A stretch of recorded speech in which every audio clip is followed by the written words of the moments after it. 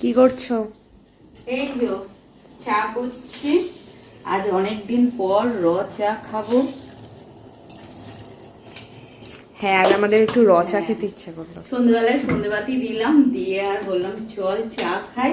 গরম গরম ধোয়া ওঠা একেবারে চা চলে এসেছে 3 কাপ, আমার দিদার আর মায়ের, আর সাথে হচ্ছে এই ডাইজেস্টিভ বিস্কিট।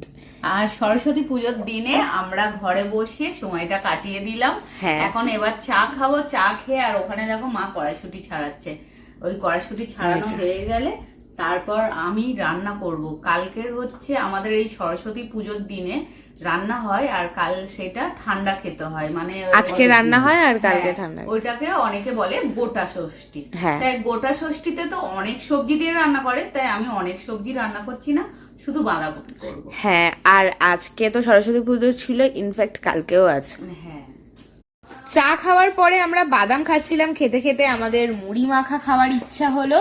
তো এখানে দেখো মা শসা, পেঁয়াজ, টমেটো, কাঁচা লঙ্কা সব কিছু কেটে নিয়েছে, আর এখানে হচ্ছে বাদাম ছাড়িয়ে নিয়েছি, মুড়িতে এই বাদামগুলো দেওয়া হবে, দিয়ে দিচ্ছি। হ্যাঁ দিয়ে দাও, দিয়ে দাও। আর এখানে রয়েছে চানাচুর, চানাচুর ছিল না, দিদা গিয়ে আনলো চানাচুরটা।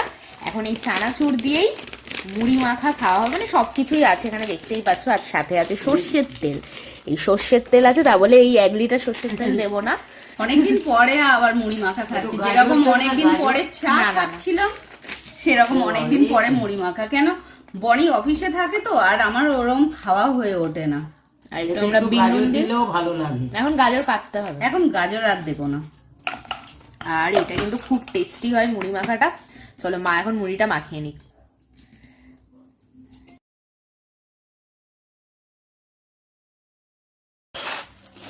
তো তোমরা কারা খাবে চলে আসো, একসাথে বসেই মুড়ি মাখা খাবো। তো এখানে মুড়ি মাখা রেডি, আমরা এখন খাবো সন্ধেবেলায় মুড়ি মাখা।